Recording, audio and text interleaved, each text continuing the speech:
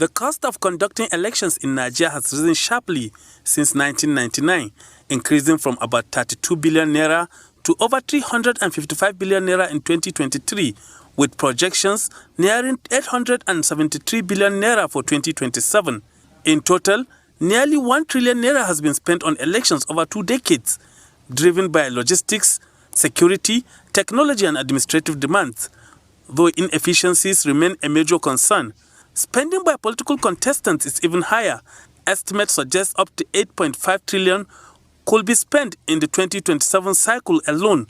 Legal spending limit exists with 5 billion naira for presidential candidates, 1 billion naira for governorship races, among others. However, enforcement is weak and actual spending often exceeds these caps. Campaign costs include rallies, media advertising, and vote mobilization, making elections heavily skewed towards wealthy candidates and powerful backers. One key consequence is the return on investment mindset among elected officials.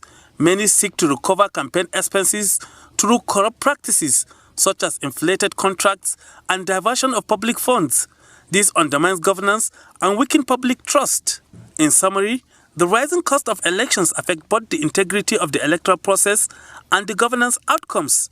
Addressing this requires stricter enforcement of campaign finance laws, reduced election costs, and greater transparency. Key questions remains: how can Nigeria practically reduce the cost of elections? What role should institutions, civil society, and voters play? And how can campaign finance law be better enforced to ensure accountability? These are some of the questions to be explored on Good Morning Nigeria as we discuss cost of elections. Thank you very much, Ibrahim, for those questions that you have raised this morning. And I'm sure that you get answers to those questions. Hopefully. Now, joining us, hopefully, right? Okay. Now, joining us to discuss financing elections in Nigeria, we have one of our regulars, Honorable Shaba Ibrahim, former member, House of Representative and legal practitioner. Honorable, it's good to have you this morning. Good morning, Nigerians, and thanks for having me. All right, good. Also joining us is one of our regulars, Faith Nwadeshe. She's the Executive Director, Center for Transparency Advocacy. Faith, good morning to you. Good morning, Demola. Good morning, Nigerians, and thank you for having me. All right. All right, I will just put this tag on Faith's introduction. She is NCA's analyst, in-house analyst, so that you don't get poached from us. Anyway, thank you, Faith. Thank you, Honorable, for joining us. We also have joining us via Zoom all the way from Kinshasa, Paul James, who is an elections and policy development specialist. Mr. James, thank you very much for joining us all the way from Kinshasa. How is it there this morning? How is the place now? Thank you very much for the opportunity. Kinshasa is same as Abuja. The weather has been great so far. It's been raining the last few days. So yeah, we've been enjoying a very beautiful weather here. Fantastic. Okay, let's take advantage of your clear connection now. It's just that you're a bit dark on the face. My viewers may not be able to appreciate who you are, really. So I don't know if you can just adjust the lighting or something. Yes, if you can adjust the lighting, then we should be able to see Mr. Paul James clearly. But while you attempt to do that, I'd like you to start. We're discussing financing elections, but let me start with INEC itself. That's the body charged with the responsibility of conducting, monitoring and all that, the elections and all the loads of mandate it has. Its capacity to even fund its own, activities. If you watch between 2023 and now, that body has complained about, fund releases to it, even though it is on the first line charge. And I'm wondering, with a budgetary, system like this, is INEC in a position to actually, perform its statutory mandates? Yes, sure. Of course, if you look at the election administration itself, Globally, you hear people say Nigeria conducts one of the most expensive elections for a lot of reasons, actually. Election administration, one, is logistics dependent. Number two, we are also operating within the environment that is bedeviled by a lot of insecurity. And also, when we talk about cost of elections, sometimes we don't just limit it to election administration alone. You look at also other expenses that relates to political financing around the election. But then putting this at the doorstep of INEC, I mean, quite agree with your question. In the last election, that was the expectations that it was one of the most expensive elections there, moving from around 188 billion in the 2029 election to around 350 billion for the 2023 election. So there was a lot of expectations on the commission. But what the commission did not do in that election was to match meet up with the expectations of the voters. There were a lot of promises by the commission, but to some extent, it also did not manage its public communication well around some of the issues that we saw happen close to the election or on election day, some of which may not directly be INEC's problem, but because of how communication were managed, people really didn't feel happy about how the election outcome at the end. But then if you also will contextualize the cost of elections for Nigeria, I think averagely, based on cost per voter, Nigeria has been within global average. What INEC has spent per voter in 2023 is around $6. In 2019, it's around $7, and then in 2015, around $9. Global average has been between $4 to $8. But like I said, that was not just the issue. There is also concern around deployment of technology. One of the things that drove the cost of the last election in 2023 was the injection of the bimodal voter accreditation system and all the likes that kind of shoot up the cost of the election. So you will have expected that these are also things that could be used for long term, that in the next cycle of election, technology will have helped to reduce the cost of election. But it's beyond that. Sometimes when INEC present this budget, we tend to just look at the budget as what will be spent for that election cycle. But no, sometimes this also is a budget that covers election that will happen even in the off-cycle elections. And then what INEC usually will go to request from the National Assembly add on. You ask question about whether we should put in the first line chart. Of course, I'll agree with that. If you look at what also had happened the last time, there was a lot of debate about where to take these funds from. The executive was the debate around the executive cycle, around also around the legislative cycle, which also delays. The last time what we heard was that the funds for the election, INEC literally got some of this money literally 6 weeks to the election, which was, like I say, one of the most expensive elections. So it is not just enough to make commitment for the election administration, but also around when will the government make this commitment possible for the commission to be able to also execute what is intended? We got barely like 8 months to the next round of election. I am not sure from over the 800 billion that the commission is requesting for this election, whether there's any advances made to the commission yet. And just to be clear for Nigerians to also know, when you talk about some of these costs, sometimes it also includes security costs for the election. Like I said, also, this is primarily driven mostly around technology.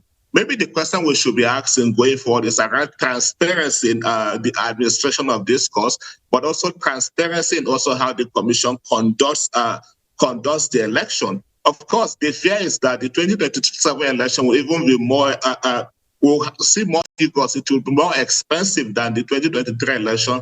But for a number of other reasons, inflation was one of them, exchange rate pressure also, and also the expanded security operation that will likely happen. Security that has been happening, the kidnappings, all of that. To be honest, as a Nigerian, I feel for my brothers and sisters in Nigeria with all of these kind of pains that have been inflicted. But we also always see around election that these issues of insecurity will just somehow increase. So it's about the will from all of the actors to see how we can bring this to the barest minimum. In the 2023 elections, while we didn't anticipate some of this will happen, we see attacks that has happened to INEC installations as well.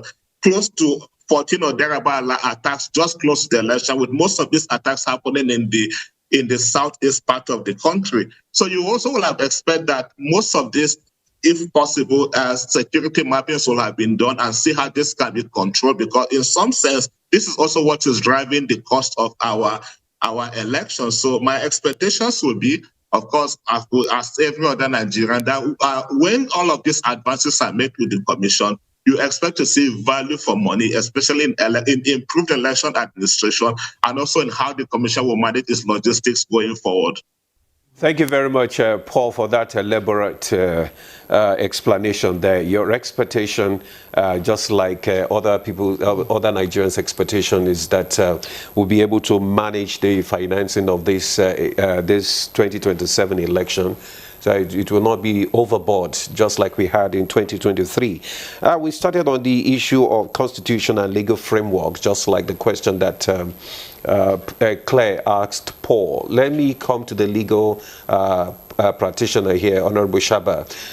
The Section 225 of the 1999 Constitution addresses party funding and INEC oversight. And how effective has this been? I mean, concerning the provision, is INEC being able to actually, regulate, political financing, and where does it fall short? Let's have your. Thank you very much. Let me say I've been issued that in terms of regulating, as the enforcement regime, regulating the threshold for financing of political activities, INEC has failed dismally. I mean, there is nothing that is on board to indicate that they even have the wherewithal to ensure compliance. Everything has been in the breach. Beginning from the political parties, you see outrageous fees for even the expression of intent forms. You talk about nomination forms, some running into tens of millions. 100 million. Why would anybody expect that a man who spends 100 million naira to purchase nomination form, whose salary perhaps annually is not even up to that amount, will go in and not seek to recoup what he has invested, so to speak? From my own perspective, and if you look at it, talking about the statutory threshold, the Electoral Act, which unfortunately is perpetually under amendment, that is the bane of our laws here. Every time, there's no election cycle that you go through without coming back with a new set of laws. If they are not amended, they are outrightly scrapped. It does not give for consistency and everything. So, if you look at from the narrative, I think they alluded to the fact that it's, the cost for presidential election now is about 5 billion. I think there's some amendment that has doubled that amount. Yes, 10 billion naira. But let me also state that in reality, this looks like nothing compared to what is already on ground.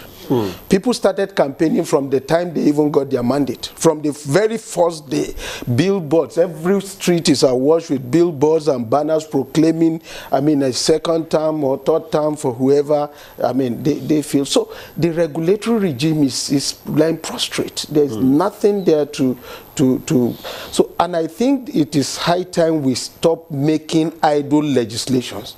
We make laws that we cannot enforce. And make a mockery of ourselves, in the long run. Otherwise, why would you allow, let me tell you, the kind of money that is being pumped out even now as we speak has passed that threshold, even before we talk about election.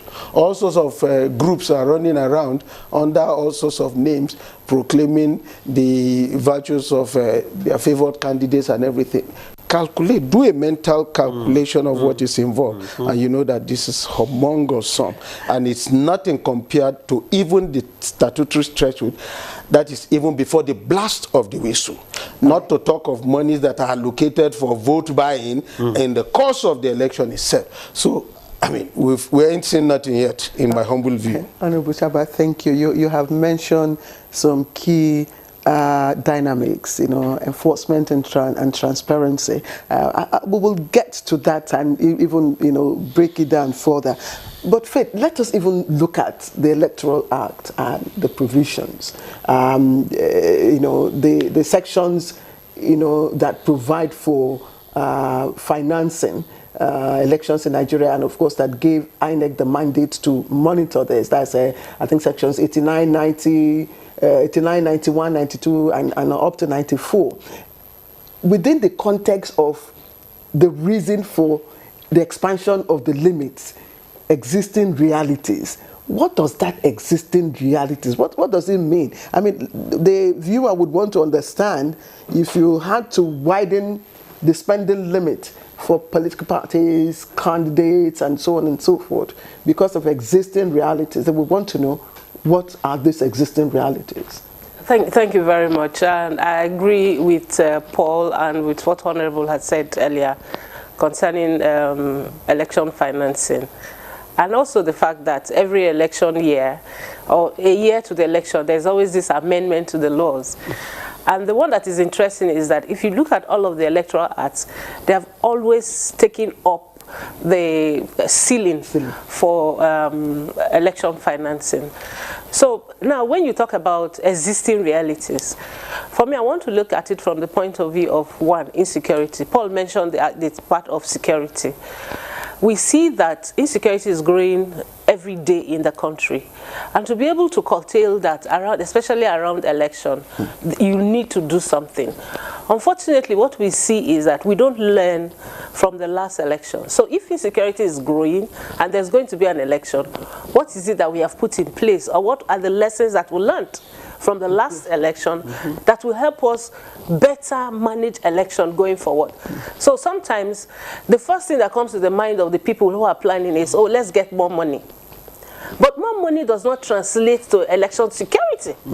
It does not translate to the fact that you now have less incidents of violence during election.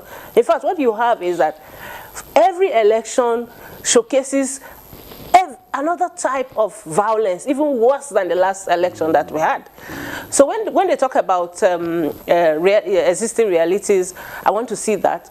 And I also want to look at it from the point of view, again, of inflation, and then the logistics of it. You know that every election year, there is voter registration going on. Like INEC is doing voter registration now. It means that we are going to have more voters. Even though we don't have the sheer number of people who are on the register that come out on election day, but you see that we continuously have more voters. Then when you look at why money is spent, we're just having a conversation before we came on air. People are talking about the nomination forms. Everybody knows what that is about.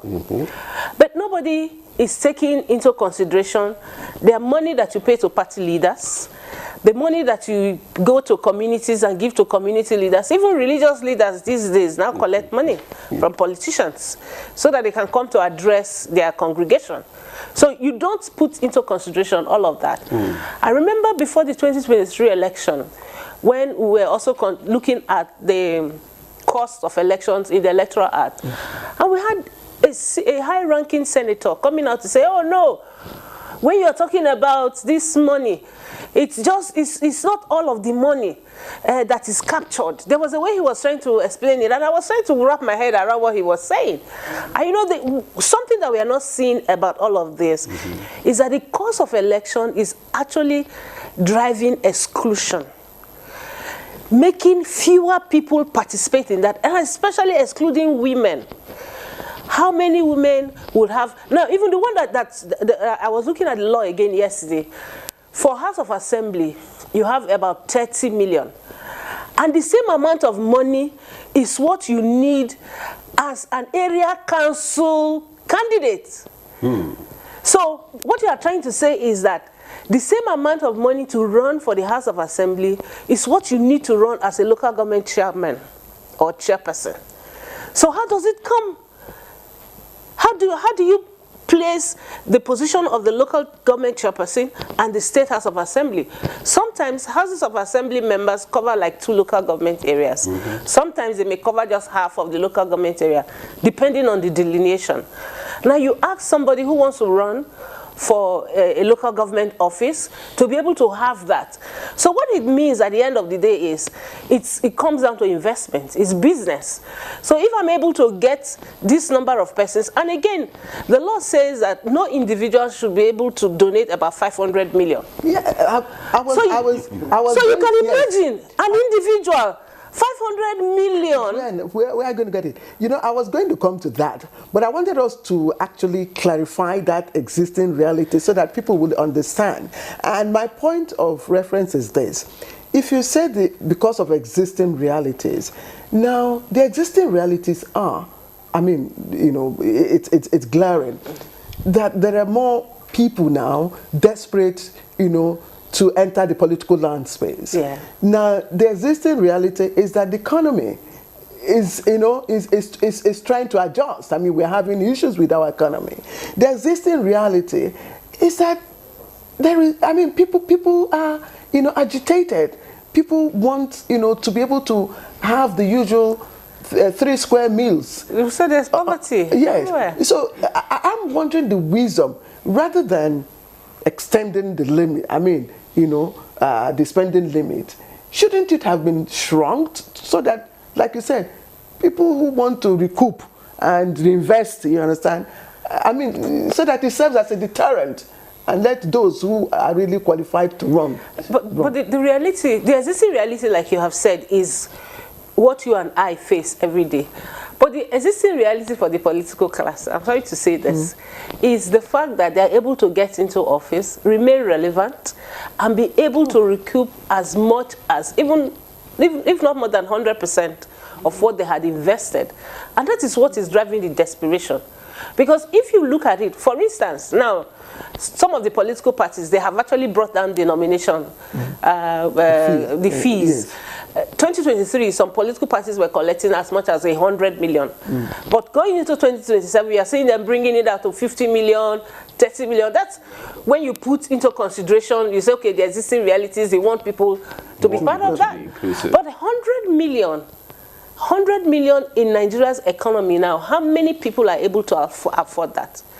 People go to sleep every night without food. They are not able to do that. And you put out this money. And then at the same time, we are saying we want to reduce vote buying. And I've always said it, that rather than going out to campaign, do all of the campaigns that we used to know, political parties are putting money together to buy vote. To buy vote. Some of these off-season elections that you see, some people lose election and they think, they say, oh, if I had known, I would have kept this money to buy vote. People were buying vote because now Nigerians go out to vote and negotiate on the field how much they're going to collect. The last Anambra election, I was there on the field in one of the polling units. The young people refused to go out to vote because the party agent had come to give them 3,000 naira. They said they won't vote for 3,000 naira. They were there, they didn't vote until they agreed that they were going to give them 5,000 naira list. That was when they started voting. So it has come to that level. So when people are talking about, and now for instance, that money is also not accounted for within this threshold we're talking about. Nobody gives you account for the money they have spent on vote buying. Nobody gives you account the money they have spent on party leaders. Nobody gives you account for the other monies. Well, perhaps the money that they will account for is money they pay for adverts on TV and radio, and maybe the money they have paid for nomination forms.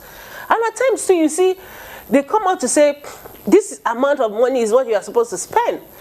How many people really would have that type of money? That's why you see desperation. Yesterday I got a call. Somebody was saying, oh, they have names. The presidency is looking for people. They want to give appointment to. Your name came up. I'm going to send you an email so that you can put this, that. They are scamming people. People are desperate now for appointments so that they can use that process to amass money for elections. Now they have said, oh, if you are appointed, resign if you're going to run for election. Some people have resigned. Some people have refused to resign, but they are looking for ways to do that. And then that's when you now hear, oh, this is a juicy appointment. This is a Sahara appointment. They say it's a desert appointment because there's no money there. So at the end of the day, it doesn't really start from the elections or the thresholds that they have put in the laws. It starts way before there. People look at ways to get that amount of money. It means that if you want to become a presidential candidate, if you don't have 10 billion as basic in your account, don't even start. If you don't have 5 billion, don't even start to look for other areas to go to. So that's what they're saying. And for you to be able to get that amount of money, you need to do something extraordinary. And that something extraordinary depends on where you are, but the effect and the impact is on the people, those people who go to sleep every day and there's no food on their table. All right, thank you very much, Faith. Honorable, you've been there. I mean, you've been there as a member of the House of Representatives. You can probably share your experience with us because we are looking at the drivers of this election cost in Nigeria. Is it the primaries, campaign, logistics, security, just like she mentioned, media, vote buying, and which one inflates the budgets most? I'm going to respond to this without self-incrimination. I'm not going to tell you how much I spent so that if I ran foul of the law, nobody will come and arrest me in retrospect. But let me say it clearly. What is spent outside of the threshold is more than that allowable by the threshold itself, even before the time allowed for elections has commenced. I'll give you an instance. Under pseudonyms, under all sorts of covers, here things like trader money, some have started. Rice is flying all over the places even before the time of the election. That is vote buying in advance, if you ask me. And these are not being accounted for by anybody. These monies, I mean, the sources are allegedly tied to government and power sometimes, and to individuals whose sources of money are so opaque that you'll not be able to put your finger to it. But by far the most brazen and the most audacious of them is vote buying on election day. You see people out there under the full glare of everyone with security coverage buying votes. Some, the last election went for as high as 10,000 naira per vote in some jurisdictions. And I think it's going to be way, way higher. Because in most cases, when people really don't have anything to offer, they resort to, they have to throw in money because that's all they got. In 1979-83 election cycles, if you remember, the late Aminu Kano came up with millions of votes for his party, the PRP then. Aminu Kano was one Nigerian who died, and in his account he didn't even have 1,000 naira. I think he had just like 200 naira in his account. Had like maybe 4 pieces of clothes, I mean sets of clothes and everything. Those were the days when support was really organic. There is one politician here now, Peter Obi, who the advocate of we no go give shishi. I'm sure he's learning better now because the reality on ground points otherwise. And it is sad. Unless we are serious about these issues, unless we completely outlaw all these things that come in the name of, what do you call them? Maybe things like souvenirs and what have you. You come with branded clothing, you come with rice, branded rice, you come, all this is corruption as far as the electoral process is concerned. It doesn't matter at what time they are started. So we should learn to outlaw. We can ban it all together. Since we can't regulate and know which one is which, let us ban them all together. And I'll give you an instance. As a member of the Nigerian Bar Association, times were when the electoral cost was so high. The NBA, to be the NBA president, you'll have to traverse the length and breadth of the entire country. Wherever there were branches of the NBA, you had to carry your campaign there. The NBA thought about this. And when we're going to have our conventions, every candidate will have to secure accommodation. If it's going to happen in Abuja, you have to take hundreds of rooms to accommodate delegates, which is also meant to compromise them in the first place. You understand? Accommodate delegates, their logistic requirements and everything. So we sat down and thought, look, this should not continue. The NBA should lead by example. And what did they do? Stopped all of those. The NBA election today is by e-voting, electronic means. You vote from your phone. Nigeria can try that. Anybody that tells you we can't try that is simply not, interested in transparency. Those who have the war chest are not interested in all of this. You have to go to the field and do. So I see us in a vicious cycle. Unless somebody has said something about insecurity. As serious as it is, I don't think it should be limited. If we are secured altogether, going into election should not be a different thing. There shouldn't be a different provision. Yeah, you may tighten it a little bit, but seriously speaking, it shouldn't be all about election. People have to leave before the election day. And I heard one person quite comically say something about all your insecurity will fizzle out as soon as the elections are over. I think it's sad. It is. To reduce it to such a theatrical level, it's really, really sad. And unless and until we have leaders who are sensitive to the plight of the people, we'll have a long way to go. Honorable Shaba, thank you. Let's now rejoin Paul James in Kinshasa. Mr. Paul James, are you there? Thank you. Thank you for staying on. Let's look at Section 92 of the Electoral Act 2026, which caps the candidate spending limits. But the catch here is it sets the maximum campaign expenditure, that the candidate may incur. And I'm reading this from PLAC's platform, PLAC. That's the Policy and Legal Advocacy Center.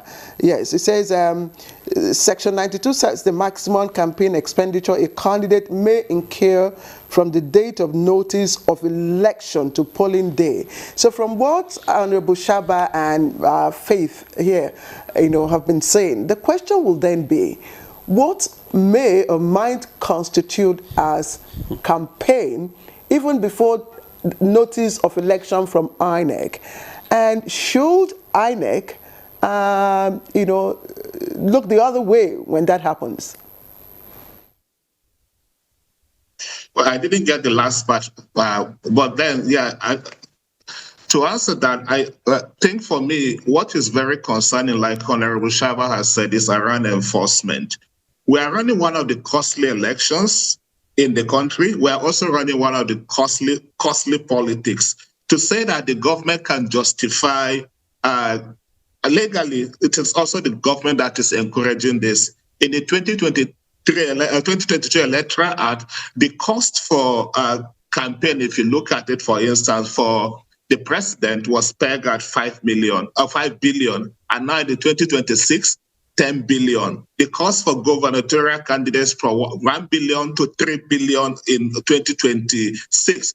The one for Senate from about 100 million to 500 million, and then the list continues. The one for House of Reps from 70 million to 250 million, and then you keep going that.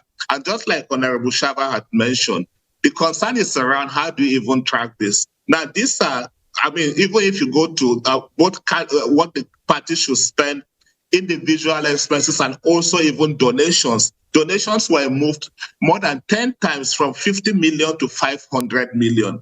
Most of these expenses have been done long before now. Think around festivities, Christmas, Salah, and all of that, when we see people brandishing bags and all of that in the name of giving palliatives for people, which we know in this sense is just people beginning early campaign. So there has not been any efforts to track that.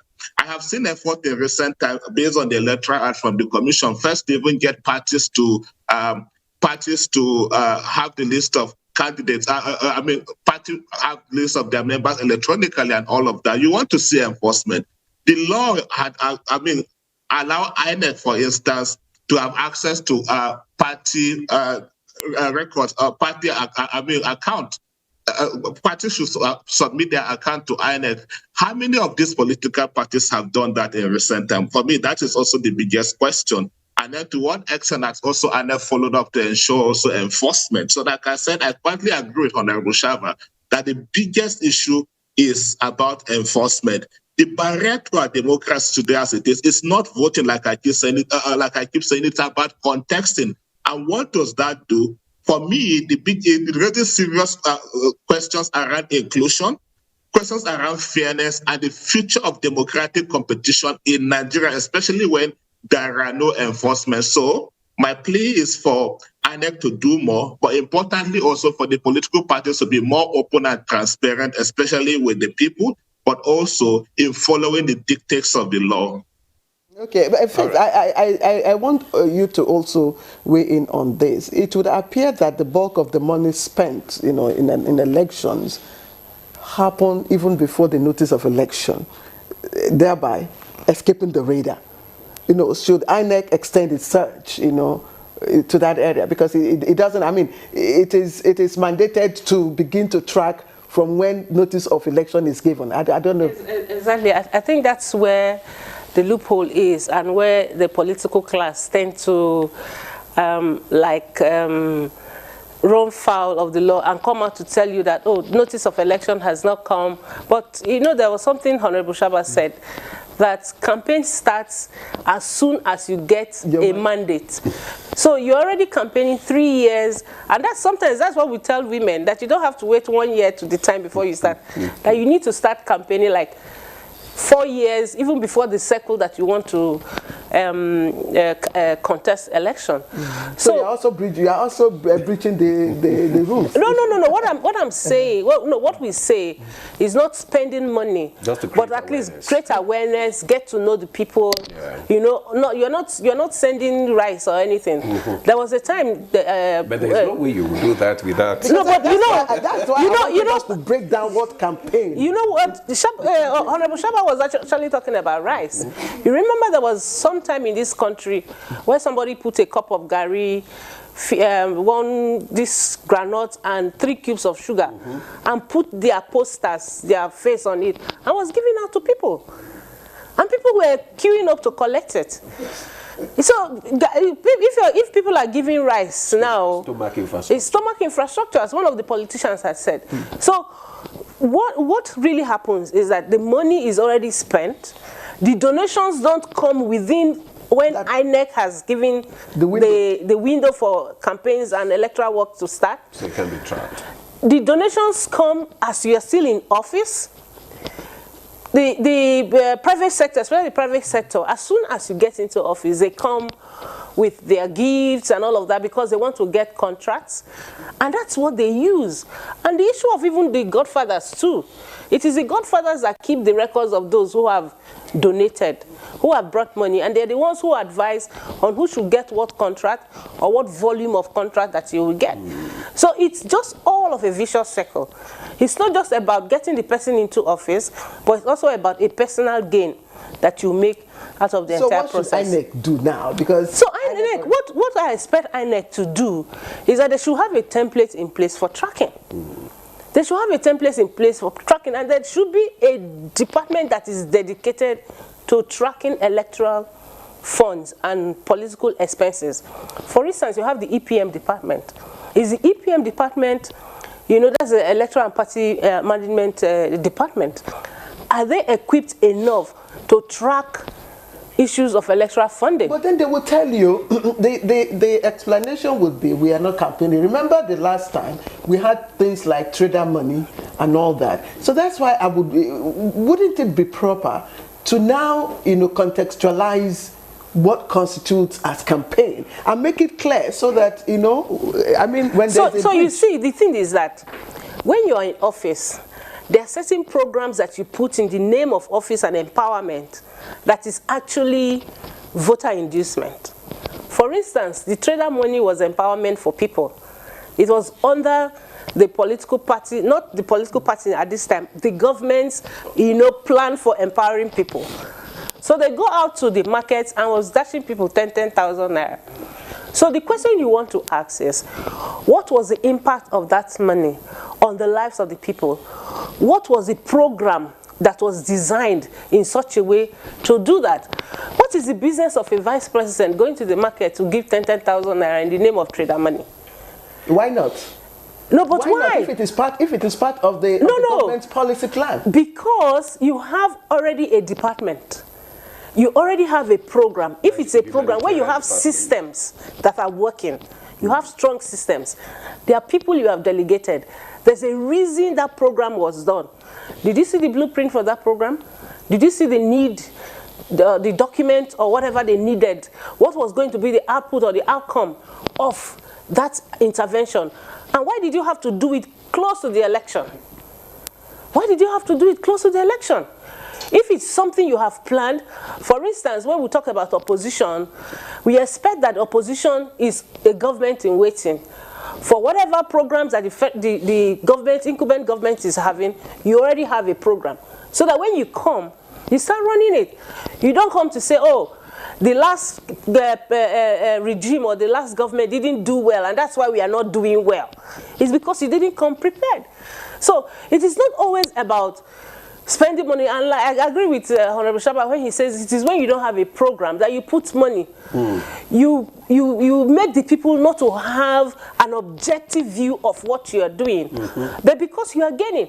And you know the irony of it is that close to elections, 2 years to election, you see different groups coming up, support groups. Somebody is funding that.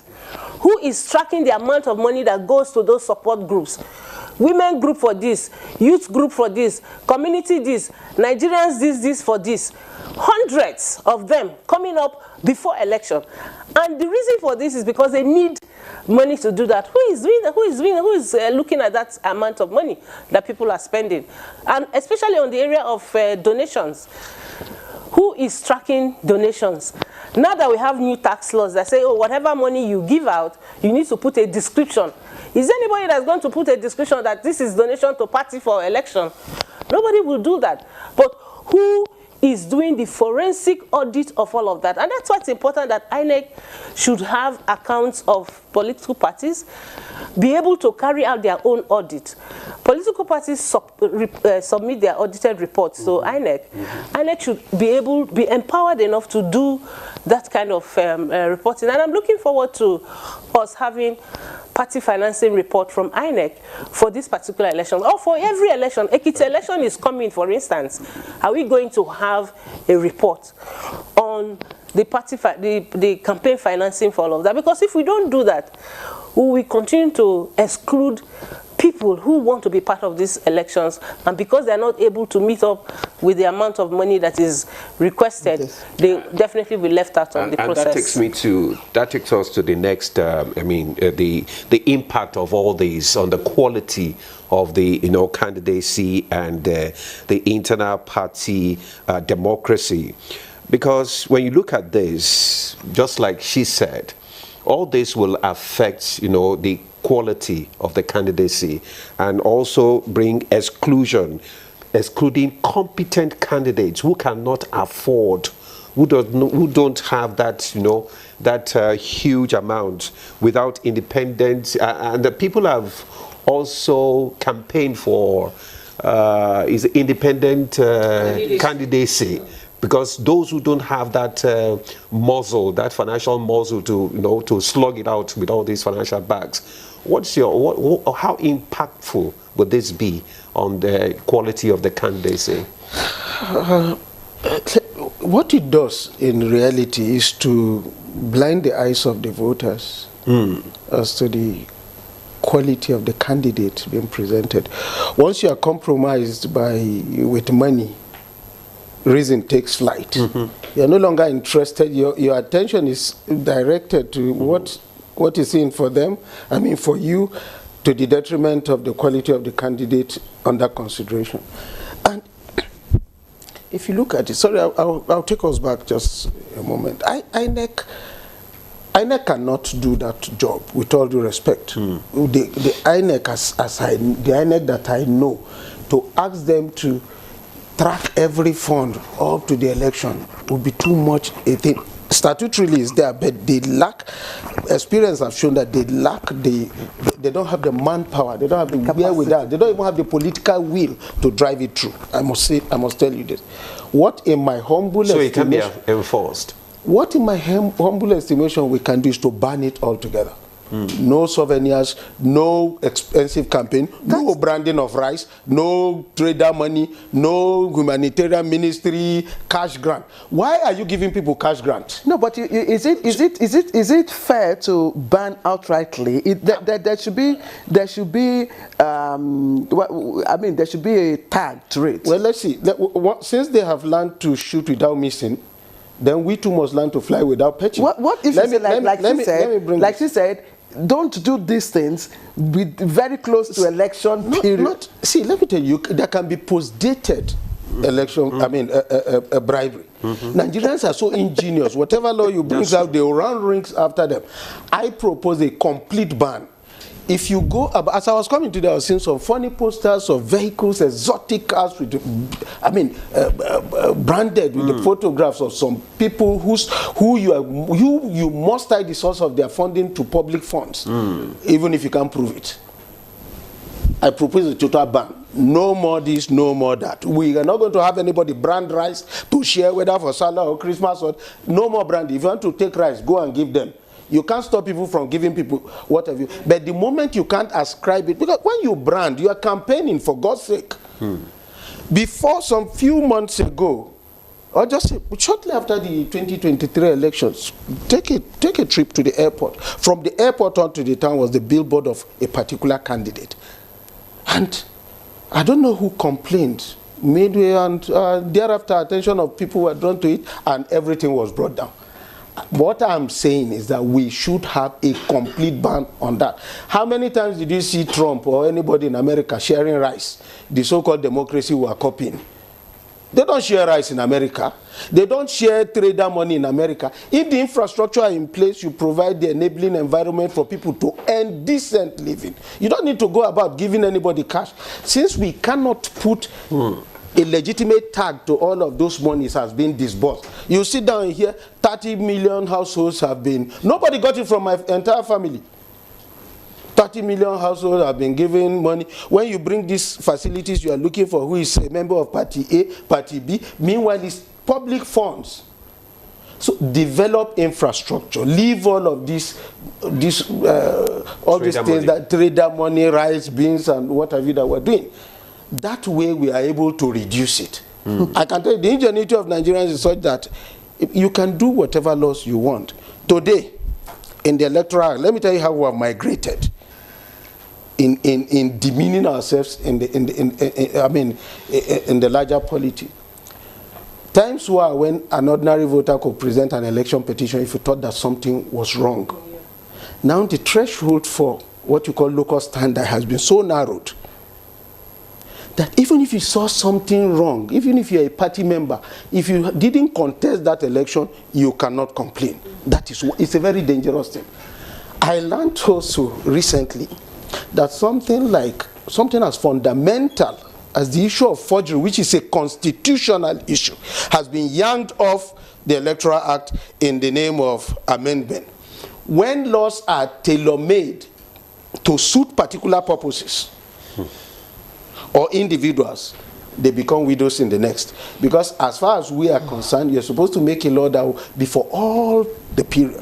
Our laws have suffered incessant and needless amendments because people want to bend the laws to suit their whims and caprices. We should say no to that. So it's not about strengthening the law? No, it's not about strengthening anything. It's about providing post-dated alibi and cover for would-be infractions tomorrow. That is not how lawmaking should be. And I'm talking directly to the National Assembly on this score. This National Assembly, I don't know what to say, but suffice to state that we can do better. Okay. The way I've seen things going is so dangerous. No, I'm losing interest in the polity. But you were part of it. Yes, I was part of it. I was part of it. It was never near what we're seeing now.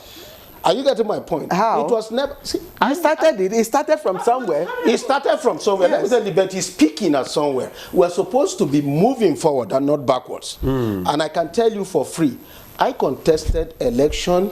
I went through the courts. I didn't see anybody. I never visited. You never gave souvenirs. Never. I didn't even have the money to give. Your constituents are watching. Alhamdulillah. Call them. If you have a phone-in program, call them. Alhamdulillah, I won my case on the strength of my performance on the field. And you didn't go back. But you didn't go back. I didn't go back because Why? I didn't go back because those who felt challenged by my emergence then, notwithstanding what they did, really tightened their belt this time. Okay, thank you. And I couldn't fly a second time. So Okay. that is okay. But on a very serious note, we need to talk to ourselves to be able, if the National Assembly were to do what it is set up to do, many of these things would not fly. Thank you, Honorable. We have. I don't know if we should take a break or just take one more question. We can take one from question Paul. before we okay, go on Paul, break. Paul, I'm sure you are listening. Let's look at this donation cap per individual. I mean, which is a place that Faith talked about earlier on.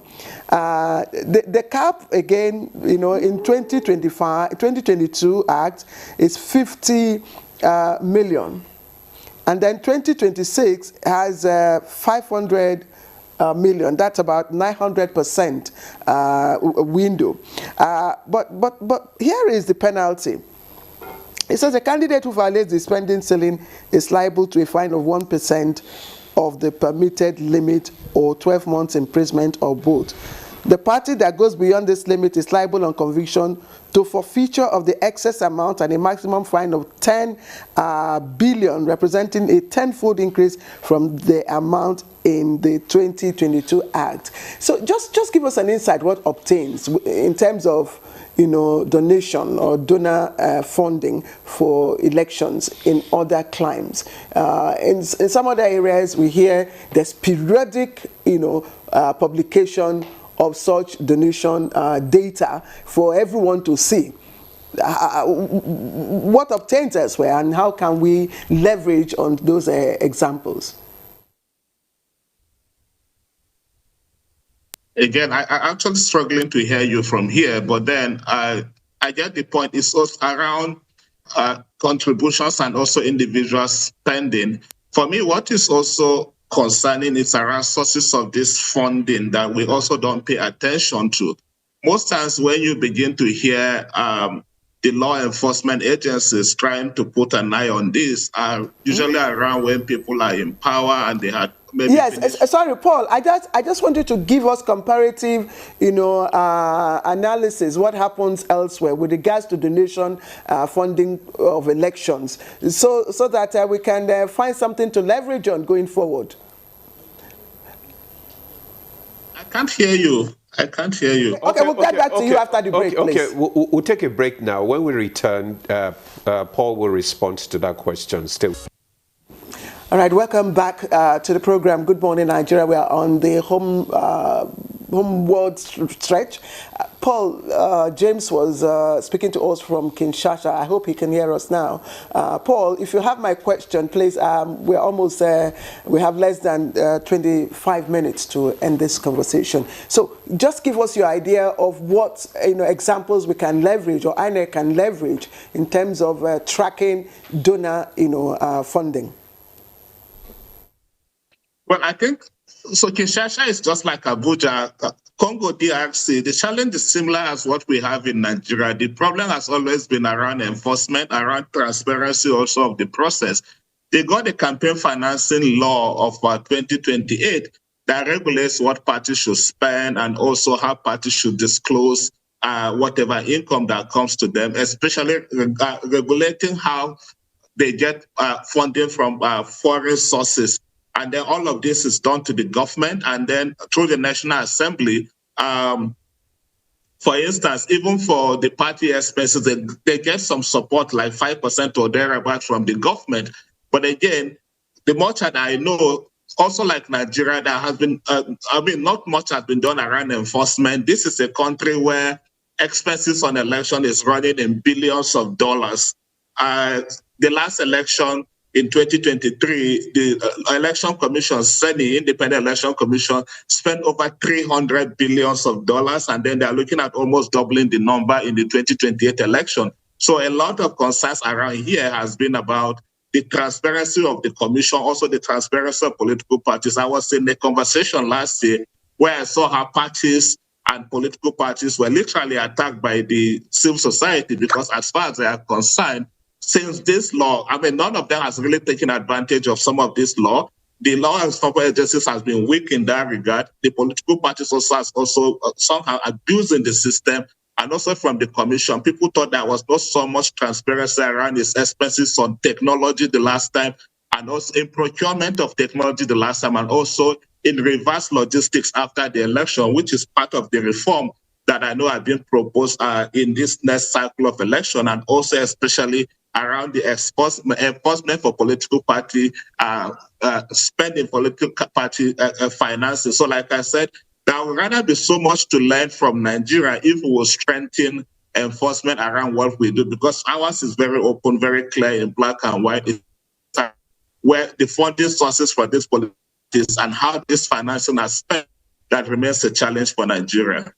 All right, thank you very much, Paul. Now we'll look at, as we begin to look at the broader implications of this financing election in Nigeria.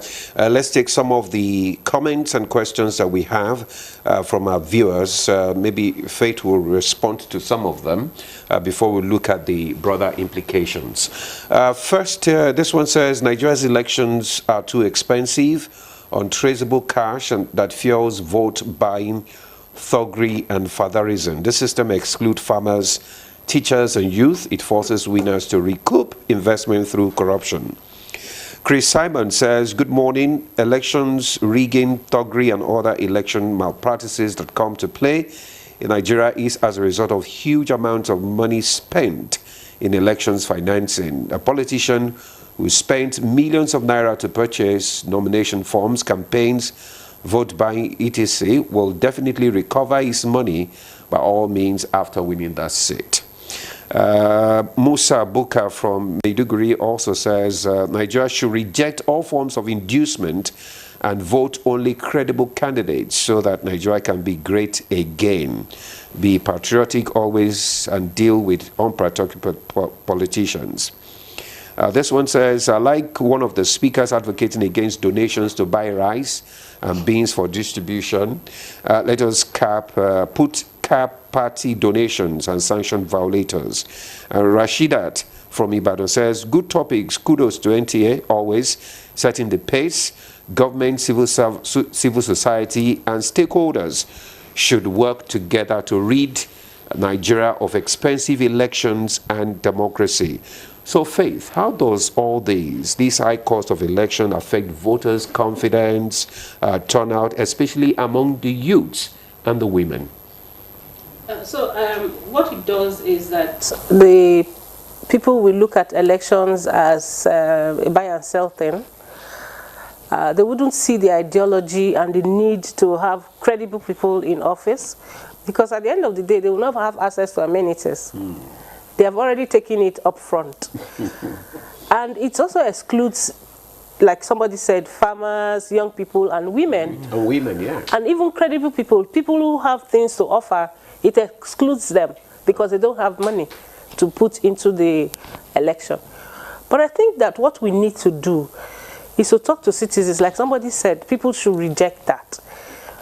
The reason why the cost of vote buying is going up is because the people are demanding.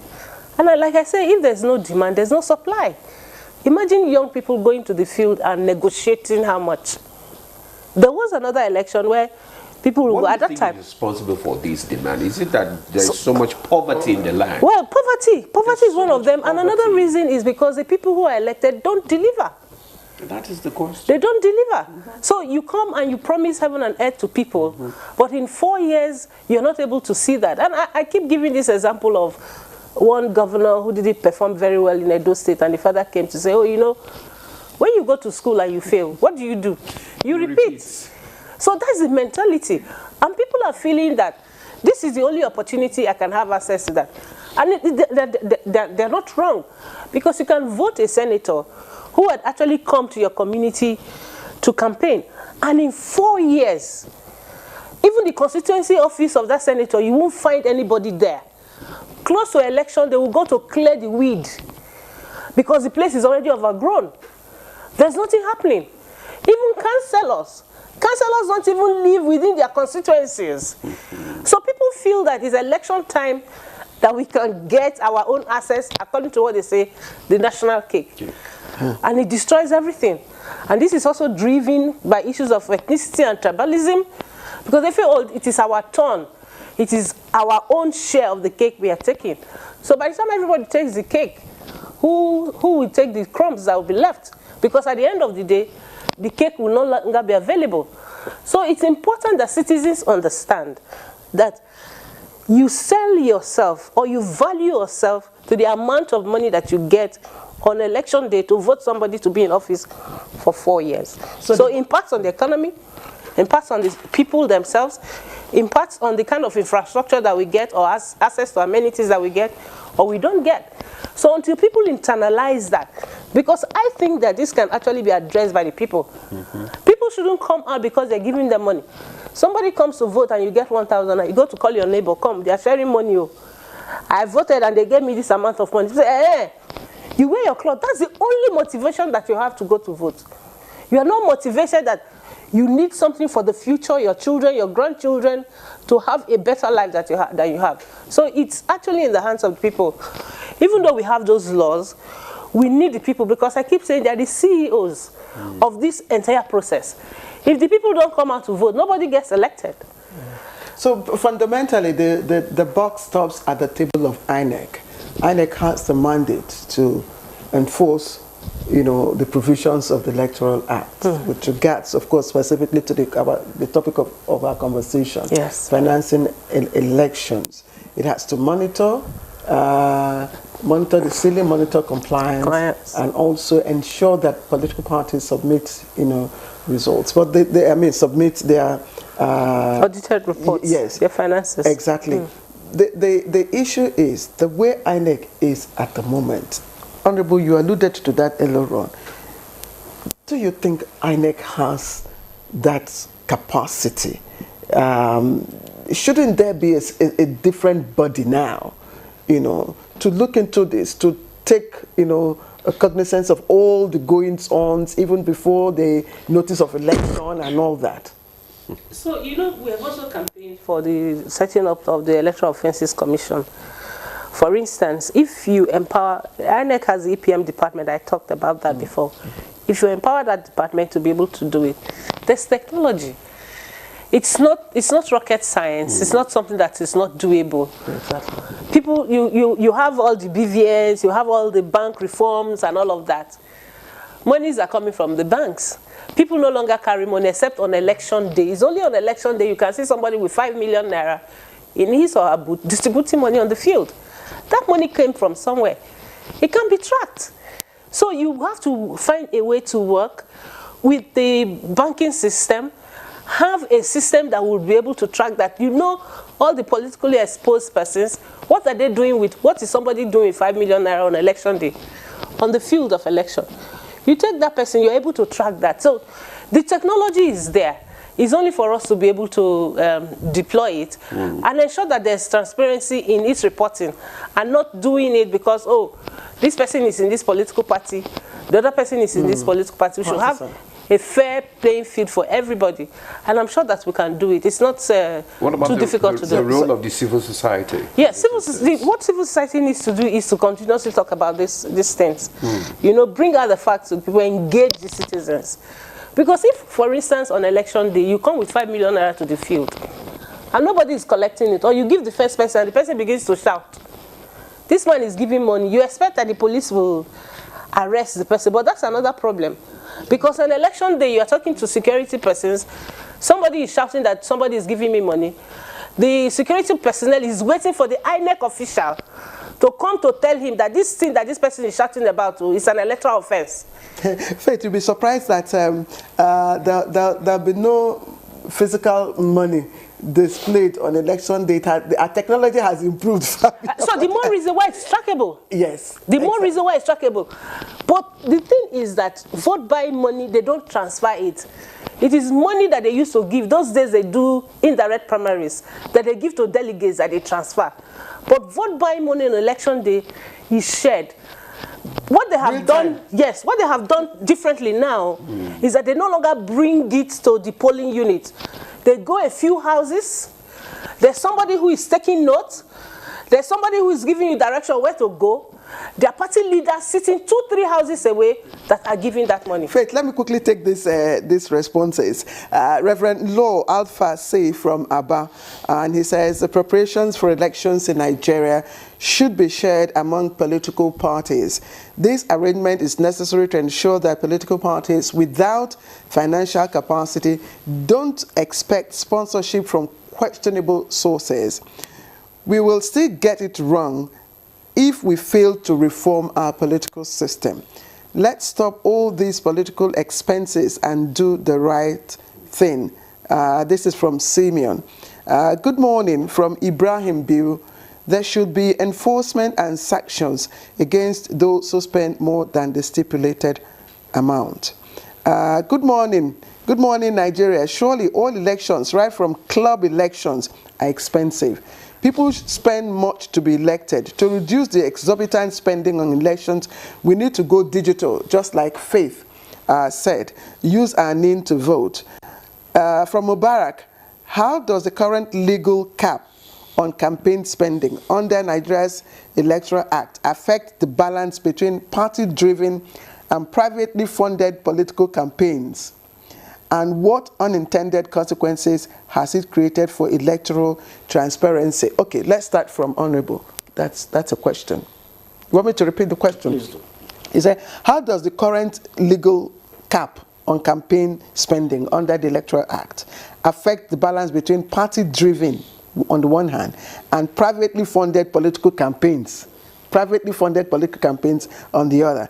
And what unintended consequences has it created for electoral transparency? Regrettably, the line between both are thin. You know, the border seems fluid. There's no public funded strictly within the contemplation of the law political campaigns.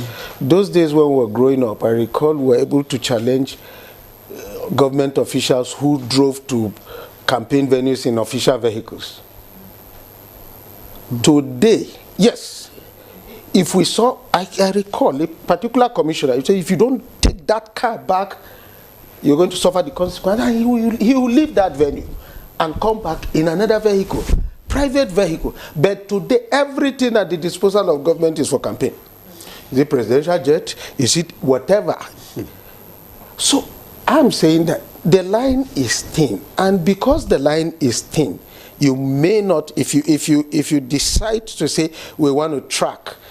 If I stay in my house and fed 500 people, and as they are leaving, I give them 100,000 naira each, how do you ascribe that to strictly? You may know it, but proof becomes an issue. Yes. So what do we do? Those that are visible, that we can see, outrightly ban.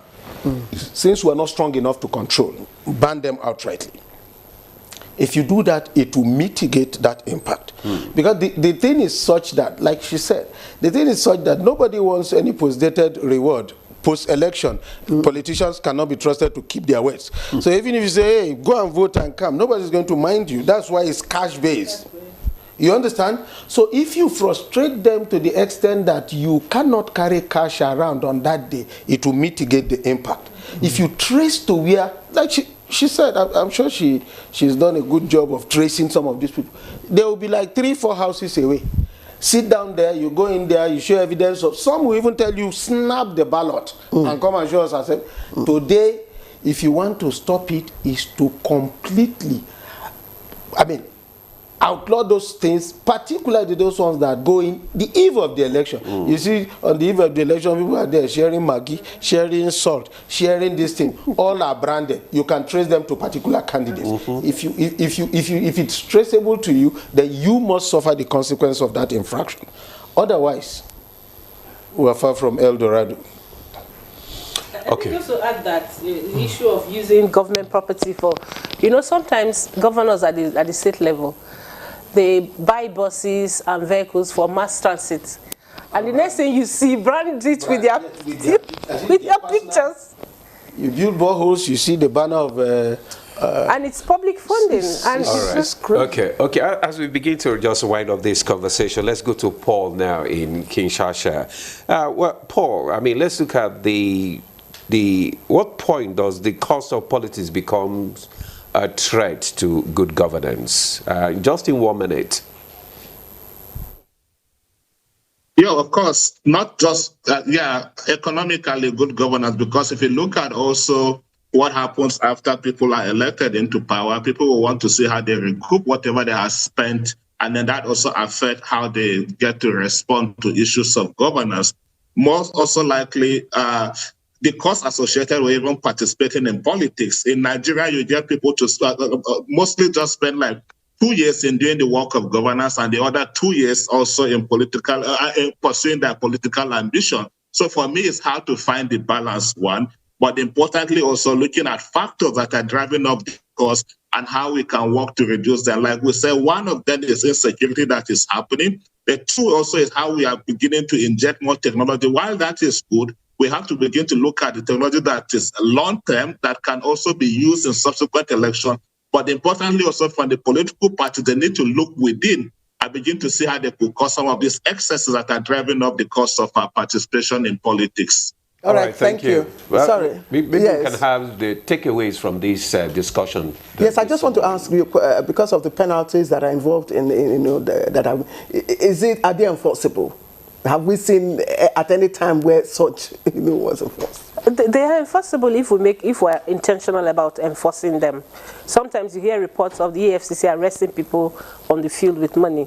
We never get to know what happens with those people.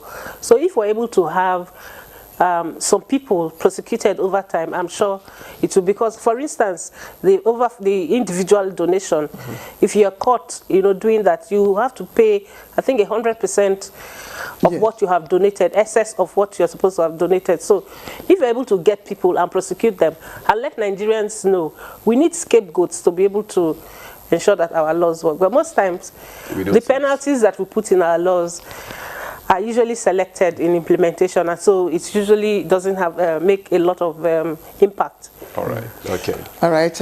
We will have to leave it at this, because we really cannot exhaust our conversation on financial financing elections. So we would like to, of course, say thank you to guests who have been able to give us constructive insight. First of all, let me appreciate Paul James, who joined us all the way from Kinshasa. Paul, thank you very much for your time, and stay safe, stay well in Kinshasa. I will try. In the studio, let me thank Honorable Shaba. Honorable, thank you very much, and I hope that the ban thing, I hope it will work. hopefully. But you also have to lead in the advocacy for that to happen. Thank you as always. Thank you. We'll leave that to them. I'm not. I don't belong to Faith them and all right, who are doing thank you. Thank you also. Yeah. Thank you always for responding to our call whenever we do. Thank you. All right. And that's Good Morning Nigeria for today. Indeed, we thank you for watching. Thank you for all your contributions. They have been very, very inciting, and of course, rich. Thank you. Well, I'm Ademola Adeoye. Do have a lovely day. And I'm Claire Adelabu Abdurrazak. Bye-bye.